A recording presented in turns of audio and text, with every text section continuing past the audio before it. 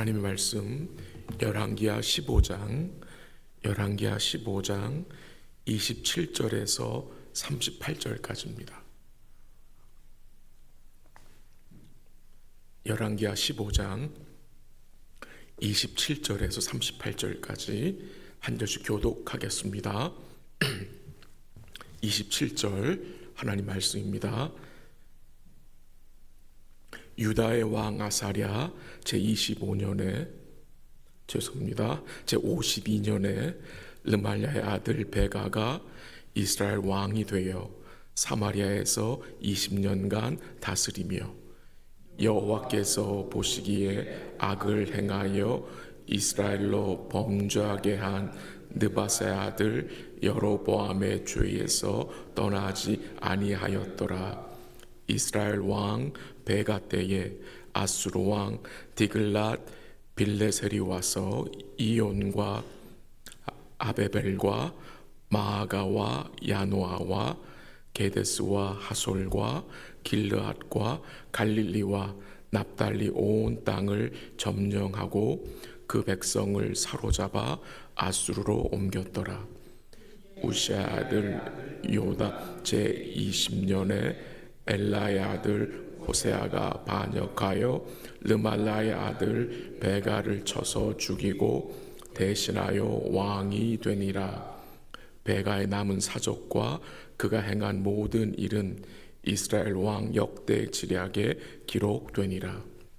이스라엘의 왕 르말라의 아들 베가 제2년에 유다 왕 우시아의 아들 요담이 왕이 되니 나이가 25세라.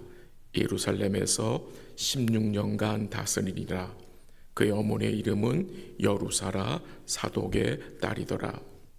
요담이 그의 아버지 우시아의 모든 행위대로 여호와께서 보시기에 정직이 행하였으나 오직 산당을 제거하지 아니하였으므로 백성이 여전히 그 산당에서 제사를 드리며 분향하였더라. 요담이 여호와의 성전의 윗문을 건축하니라. 요담의 남은 사적과 그가 행한 모든 일은 유다 왕 역대 지략에 기록되지 아니하였느냐. 그때 여호와께서 비로소 아람 왕 르신과 르말랴의 아들 베가를 보내어 유다를 치게 하셨더라. 요담이 그의 조상들과 함께 잠에 그의 조상 다윗성의 조상들과 함께 장사되고 그 아들 아하스가 대신하여 왕이 되니라. 아멘. 오늘은 북이스라엘 왕 베가와 남유다의 왕 요담에 대한 말씀입니다. 계속해서 왕들에 대한 말씀이 전해지는데 여러분 어떠십니까? 괜찮으세요? 계속 왕들에 대한 이 왕들에 대한 내용이 나와서 조금은 복잡해지고 또 이름도 헷갈려. 그런데 계속 잘 따라와 주시기를 부탁을 드립니다. 이 유다 왕 아사랴, 우시아 왕이죠. 제52년에 베가라는 사람이 북이스라엘의 왕이 됩니다. 그 베가가 왕이 되어서 20년 동안 행한 일은 여호와 보시기에 악을 행한 것입니다. 근데 그 악이 어떤 악이냐? 금송아지를 섬긴 것입니다. 즉 여로보암의 죄에서 떠나지 않은 죄입니다. 그리고 베가 제왕 2년에 유다 왕 우시아의 아들 요담이 왕이 되어서 16년간 다스렸습니다. 그가 여호와 보시기에 정직이 행하였다고 하는데 산당은 제거하지 않아서 백성들이 여전히 산당에서 제사를 드리며 분향을 했다고 했습니다. 한번 본문 29절 가볼까요? 29절 다 같이 시작. 이스라엘 왕 베가 때에 아수르 왕 디글랏 빌레셀이 와서 이온과 아베벨 마가와 야노아와 게데스와 하솔과 길르앗과 갈릴리와 납달리 온 땅을 점령하고 그 백성을 사로잡아 아수르로 옮겼더라. 이스라엘 왕 베가가 다스릴 때에 아수르 왕 디글랏 벨레셀이 와서 이 북이스라엘의 여러 지역들을 어떻게 합니까? 점령을 합니다. 그리고 백성들을 사로잡아서 아수르로 옮겼다고 했습니다. 그러나 그들이 섬긴 금송아지는 이 일에 아무것도 하지 못하고 있음이 증거됩니다. 그리고 본문 32절부터 35절까지 유다 왕 요담에 대한 내용이 나오는데요. 그 역대하 27장 2절에서 요담에 대해서 이렇게 설명을 하는데 한번 들어보십시오. 역대하 27장 2절입니다. 요담이 그의 아버지 우시아의 모든 행위대로 여호와 보시기에 정직하게 행하였으나 여호와의 성전에는 들어가지 아니하였고 백성은 여전히 부패하였더라 라는 말씀이 나옵니다. 그 구절에 아주 특이한 내용이 나오는데 그것이 요담이 여호와의 성전에 들어가지 아니했다고 했습니다. 왜 이런 말씀이 요담과 함께 나올까요? 그의 아버지 우시아 때문입니다. 그의 아버지 우시아 왕이 교만하여져서 제사장들이 있음에도 불구하고 자기 마음대로 성전에 들어가서 분향하였다가 어떻게 됩니까? 나병이 들어서 성전에서 끊어지게 되었죠. 그래서 별궁에서 지내다가 죽음을 맞이한 그 아버지에 대해서 이 아들 요담이 알고 있었기 때문에 성전에 들어가지 않은 것입니다. 근데 요담이 성전에 들어가지 않았다는 말은 그가 하나님 앞에 나아가 제사를 드리지 않았다는 말은 아닙니다. 그 말은 이 요담 왕은 자기 아버지 우시아처럼 월권을 행하지 않았다는 말입니다. 오늘 본문 35절 마지막 부분에 보면은요, 요담이 여호와의 성전에 윗문을 건축했다라고 증거하고 있습니다. 요담 왕이 성전 윗문을 건축한 이유는 아마도 성전과 궁전을 연결하는 문이었을 것입니다. 요담 왕은 여호와 앞에 자주 나아가 여호와의 뜻을 구하였고 그것으로 인하여서 유다 왕국이 점점 강해졌음을 성경이 증거합니다. 제가 한 구절 또 읽어드릴게요. 역대하 27장 6절 말씀입니다. 요담이 그의 하나님 여호와 앞에서 바른 길을 걸었으므로 점점 강하여졌더라 라는 말씀이 나옵니다. 근데 오늘 본문에서 한 가지 고민스러운 내용이 있는데요. 그것이 37절의 내용입니다. 37절 한번 같이 읽어볼까요? 시작. 비로소 아람 왕 르신과 르말랴의 아들 베가를 보내어 치게 하셨더라. 바로 이 말씀입니다. 여호와께서 비로소 아람 왕 르신과 르말랴의 아들 베가를 보내서 누구를 치게 하셨어요? 유다를 치게 하셨다. 누구를 통해서? 아람 왕 르신과 그 악한 왕 베가를 통해서. 그래도 유다 왕 요담은 여호와 보시기에 정직하게 행한 왕인데 왜 하나님은 아람 왕과 그 악한 베가 왕을 통해서 그래도 바른 길로 행한 요담을 또 남유다를 치게 하셨을까요? 고민스러운 내용입니다. 오늘 본문에서도 요담은 그의 아버지 우시아의 모든 행위대로 여호와 보시기에 정직하게 행했다고 했습니다. 물론 그가 산당을 제거하지는 않았습니다. 그래서 하나님이 아람 왕과 이 북이스라엘 베가 왕을 유다에게 보내서 그 제거하지 않은 산당에 대해서 하나님이 심판을 하신 것입니까? 여러분은, 우리 성도님 어떻게 생각이 되십니까? 이 아람 왕과 베가 왕이 연합하여서 유다의 요담 왕을 치게 하신 것은 하나님이 요담과 남유다를 심판하신 것이 아니라 징계하신 것입니다.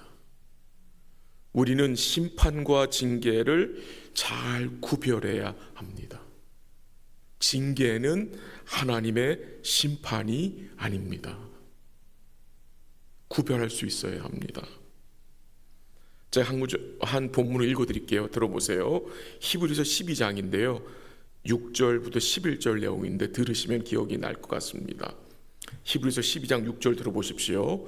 주께서 그 사랑하시는 자를 징계하시고 그가 받아들이시는 아들마다 채찍질 하심이라 하였으니 너희가 참음은 징계를 받기 위함이라. 하나님이 아들과 같이 너희를 대우하시나니 어찌 아버지가 징계하지 않는 아들이 있으리요. 징계는 심판이 아니라 하나님이 우리를 사랑하시는 아들로 뭐 하시는 거라고요? 대우하시는 것입니다. 아들 대우하시는 것이 징계입니다. 징계가 우리 삶의 여러 방면으로 임할 수 있습니다. 하나님, 때로는 가정적으로, 때로는 경제적으로, 때로는 관계적으로, 때로는 질병으로 우리를 징계하실 수 있습니다. 그게 우리를 하나님이 사랑하시는 아들로 대우하시는 거라고 성경이 증거하고 있습니다. 제가 좀 더 읽어드릴게요. 히브리서 12장 8절부터 나오는 내용인데요. 징계는 다 받는 것이거늘 너희에게 없으면 사생자요 친아들이 아니니라. 또 우리 육신의 아버지가 우리를 징계하여도 공경하였거늘 하물며 모든 영의 아버지께 더욱 복종하며 살려 하지 않겠느냐. 그들은 잠시 자기의 뜻대로 우리를 징계하였거니와 오직 하나님은 우리의 유익을 위하여 그의 거룩하심에 참여하게 하시느니라. 무릇 징계가 당시에는 즐거워 보이지 않고 슬퍼 보이나 후에 그로 말미암아 연단받은 자들은 의와 평강의 열매를 맺느니라. 증거하고 있습니다. 하나님께서 요담 왕을, 유다 백성을 징계하신 것은 그들이 사생자가 아니라 주께서 받아들이신 사랑하시는 아들이기 때문입니다.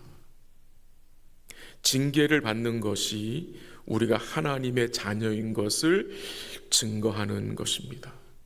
그러니까 징계는 주님이 우리를 지극히 사랑하고 계심을 증거하는 것이고요. 이 징계를 통해서 주님은 우리를 어떻게 하십니까? 주께로도 가까이 나오게 하시고요. 주의 거룩하심에 참여하게 하시고 연단받게 하셔서 의와 평강의 열매를 맺게 하시는 것입니다. 이런 징계가 우리에게 올 때에 낙심하지 마시고 우리를 대신하여 모든 심판을 십자가에서 받으신 우리 주님을 바라보시고 주를 부르시며 믿음으로 인내하시면 좋겠습니다. 말씀을 정리합니다. 하나님이 때로는 우리에게 징계를 허락하십니다. 혹시 징계 중에 계신 분이 계십니까? 혹시 오늘 우리 삶에 아직 제거하지 않은 산당 같은 것이 있습니까? 그것을 주님은 제거하기를 원하시는 것입니다. 우리의 믿음의 경주를 방해하는 산당 같은 것들이 있다면 오늘 이 아침에 우리가 주의 은혜를 의지하여 제거할 수 있는 힘과 지혜를 우리 함께 간구하기 원합니다. 같이 한번 기도하겠습니다. 하나님 아버지 감사합니다. 하나님께서는 사랑하시는 아들들에게 징계를 허락하신다고 말씀하셨습니다. 그 징계에는 분명한 목적이 있고 하나님의 동기가 있음을 믿습니다. 우리를 더 주님께로 가까이 나오게 하기 위하여서, 우리로 주의 거룩하심에 참여하여 의와 평강의 열매를 맺게 하시기 위함임을 우리가 기억하게 하시고, 징계를 주님이 우리에게 허락하실 때에 낙심하지 않도록 우리의 마음을 지켜주시고, 우리를 대신하여 모든 심판을 받으신 주님을 바라보고 믿음으로 인내하게 하옵소서. 오늘도 말씀으로 우리의 마음을 살피기 원합니다. 우리 삶에 제거되지 않은 산당 같은 것들이 있다면 그것이 무엇인지 우리로 깨닫게 하시고, 또한 그것을 제거할 수 있는 힘과 은혜를 주님이 허락하여 주시옵소서. 우리의 삶이 계속해서 우리 주의 성품을 닮은 거룩한 삶으로 나아갈 수 있도록 주께서 은혜 내려 주시옵소서. 이 아침에도 주의 이름 부르며 기도하는 주의 백성들을 주께서 불쌍히 여겨주시고 기도에 응답하여 주시고, 또 기도하는 가운데 우리 주님과 복된 관계를 또 맺고 그 안에서 기뻐하며 감사하는 복된 기도 시간이 될 수 있도록 성령께서 인도하여 주옵소서. 모든 것을 주께 감사드리며 예수님의 이름으로 기도합니다. 아멘. 기도하시다가 돌아가시기 바랍니다.